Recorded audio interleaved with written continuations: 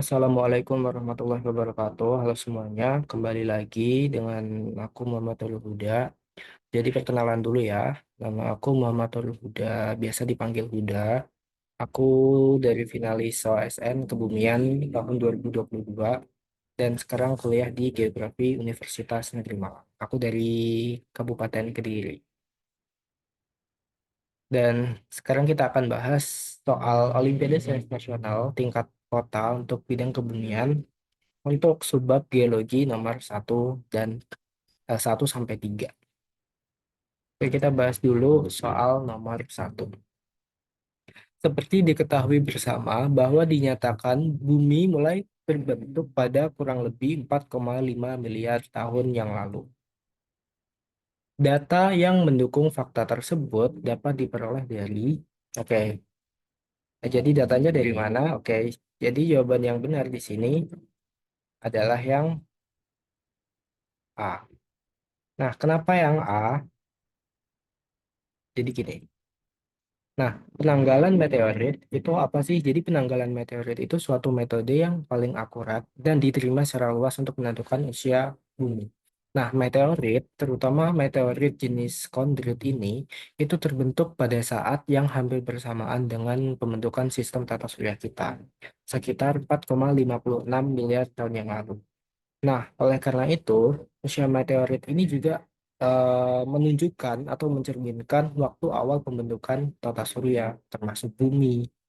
Nah, untuk menentukan usia meteorit, ilmuwan menggunakan metode penanggalan radiometrik seperti uranium lead, uranium LEAD. Nah, isotop radioaktif dalam meteorit ini terus dia meluruh pada laju yang diketahui dan dengan apa namanya dan dengan kayak diukur gitu rasionya. Jadi dia mengukur rasio antara isotop induk dan produk peluruhannya. Nah, ketika dia dihitung, jadi ada formulanya. Jadi ketika dia dihitung di berbagai penelitian dan berbagai jenis meteorit, hasilnya itu menunjukkan angka 4,56 miliar tahun yang lalu. Jadi dia itu konsisten gitu usianya di berbagai percobaan penelitian. Nah, jadi karena itu jawaban yang tepat di sini adalah yang kenapa jawaban yang lain itu kurang tepat? Oke, kita mungkin akan bahas satu persatu. Yang B, penentuan posisi medan magnet bumi. Nah, medan magnet bumi ini nggak secara langsung berhubungan dengan umur batuan atau umur bumi, tapi dia lebih berhubungan dengan paleomagnetisme. Nah, paleomagnetisme itu apa? Jadi paleomagnetisme ini kayak sejarah perubahan magnet bumi yang terekam dalam batuan. Jadi dia nggak memberikan informasi secara langsung tentang pembentukan bumi atau usia pembentukan bumi itu. Nah, terus yang C, perhitungan berdasarkan laju pendinginan kerak bumi. Nah, metode ini ternyata pernah digunakan pada awal perkembangan dunia geologi oleh Lord Kelvin pada abad ke-19. Ya, sekitar abad 19. Nah, dia mencoba menghitung usia bumi berdasarkan laju pendinginan dari suhu yang awalnya itu sangat tinggi. Namun, metode ini tuh tidak akurat. Karena apa? Karena dia tidak memperhitungkan adanya sumber panas internal, seperti peluruhan radioaktif yang terus-menerus di sana. Nah, makanya metode ini akhirnya ditinggalkan dan nggak kepakai lagi karena kurang akurat. Terus yang D, mengukur ketebalan lapisan batuan sedimen. Nah, mengukur ketebalan lapisan batuan sedimen dan menggunakan laju sedimentasi itu juga pernah dicoba untuk memperkirakan usia bumi. Tapi metode ini tuh banyak keterbatasan. Ya bayangin aja misal gini, laju sedimentasi kan bisa sangat bervariasi di berbagai tempat dan waktu. Misal di daerah ini sedimentasinya lebih tinggi, erosinya lebih tinggi, sedangkan di tempat lain mungkin lebih rendah, kan bisa aja. Nah, itu perbedaan itu yang membuat metode ini tuh nggak akurat dan nggak dipakai buat mengukur usia bumi. Sedangkan umur fosil tertua itu yang ditemukan itu sekitar 3,5 miliar tahun yang lalu dan tidak relevan. Oke, kita lanjut ke soal nomor 2. Gambar menunjukkan rangkaian kepulauan Hawaii di Samudra Pasifik yang terbentuk oleh gunung api akibat adanya suatu fenomena. Arah panah menunjukkan arah gerak lempeng tektonik Pasifik. Manakah pernyataan yang benar terkait umur batuan vulkanik pada rangkaian kepulauan gunung api tersebut? Oke, jadi guys, di Hawaii itu ada yang disebut sebagai hotspot, hot hotspot. Jadi kayak titik panas. Jadi hotspot itu apa? Jadi hotspot itu area di dalam mantel bumi yang sangat panas dibandingkan dengan area di sekitarnya. Nah, panas hotspot ini membuat batuan-batuan yang ada di atasnya atau kerak bumi itu meleleh menjadi magma dan magma itu naik kemudian membeku di permukaan dan membentuk gunung api. Nah, hotspot atau titik panas itu tetap dia tidak bergerak, sedangkan lempeng di atasnya itu bergerak. Sehingga dia akan terus-menerus memproduksi gunung api baru dan juga menghasilkan sebuah rangkaian pegunungan.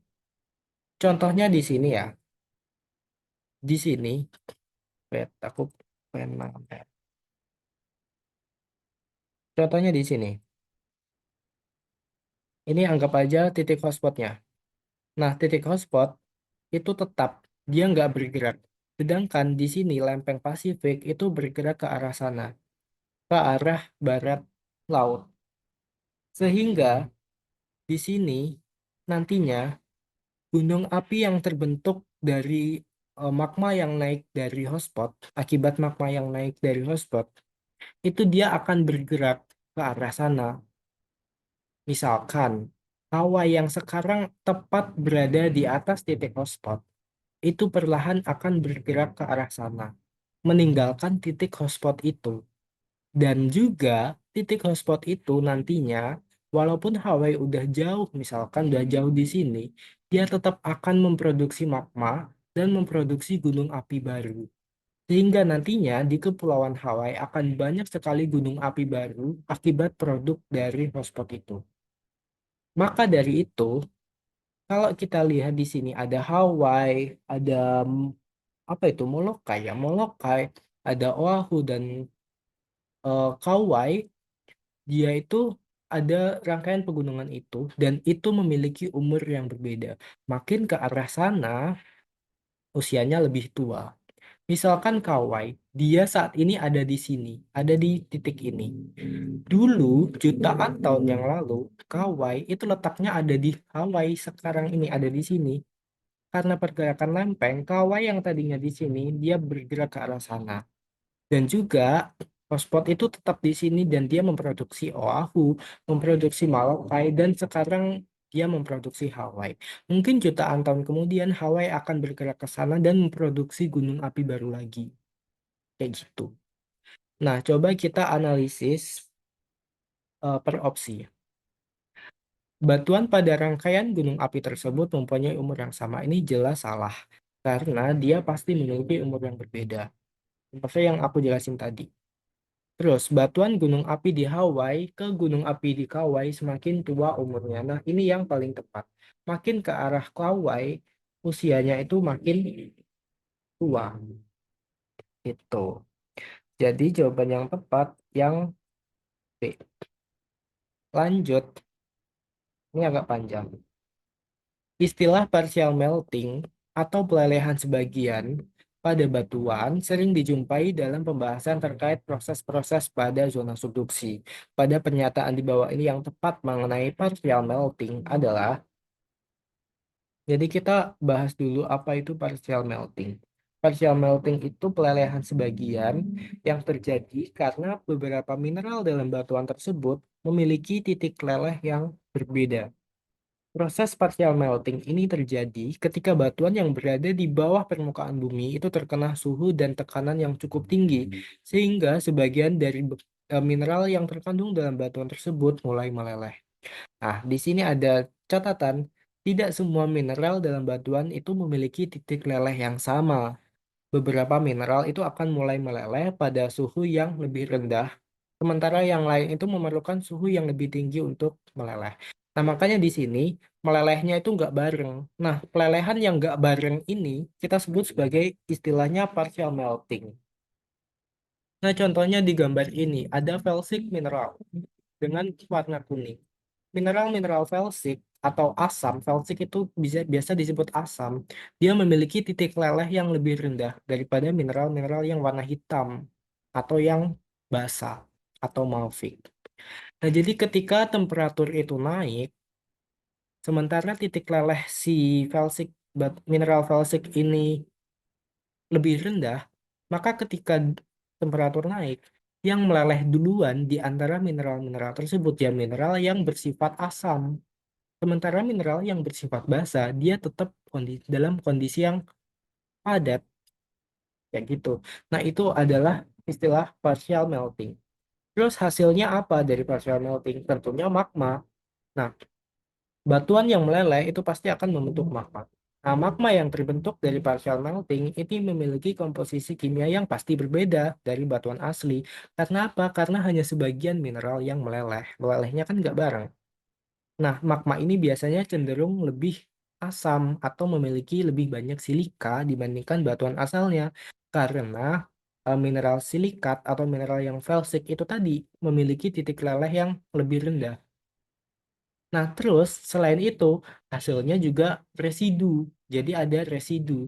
Residu yang tertinggal setelah partial melting ini terdiri dari mineral-mineral yang belum meleleh. Jadi mineral yang masih dalam kondisi yang padat.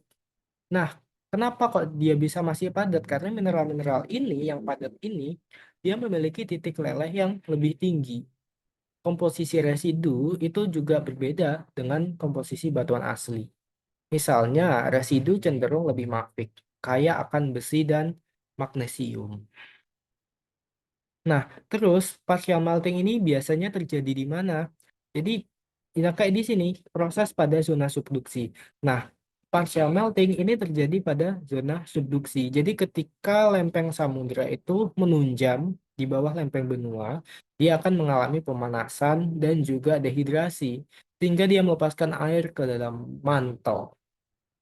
Nah, air ini akan menurunkan titik leleh dari mantel itu sehingga menyebabkan pelelehan sebagian atau partial melting. Nah, terus kita akan analisis satu persatu opsi jawabannya. Satu, sebagian batuan meleleh sehingga membentuk mangkok dengan komposisi yang sama. Nah, kalau kita ada komposisi yang sama itu pasti salah. Berarti ini salah. Ini juga salah. Magma komposisi yang sama. Ini salah. Jadi kita tinggal C dan D. Kita bisa eliminasi. Sebagian batuan meleleh sehingga membentuk magma dengan komposisi berbeda dari batuan aslinya dan meninggalkan residu dengan komposisi berbeda. Nah, ini yang benar. Seperti yang aku jelaskan tadi, residunya juga memiliki komposisi yang berbeda karena tidak semua mineral itu meleleh, hanya sebagian yang meleleh yaitu mineral-mineral dengan kandungan mineral yang asam. Jadi jawaban yang C. Kayak gitu, semoga bermanfaat pembahasan kali ini. Nanti akan ada video-video selanjutnya yang akan diupload. Kalau ada pertanyaan bisa ditanyakan di kolom komentar. Semoga bermanfaat. Wassalamualaikum warahmatullahi wabarakatuh.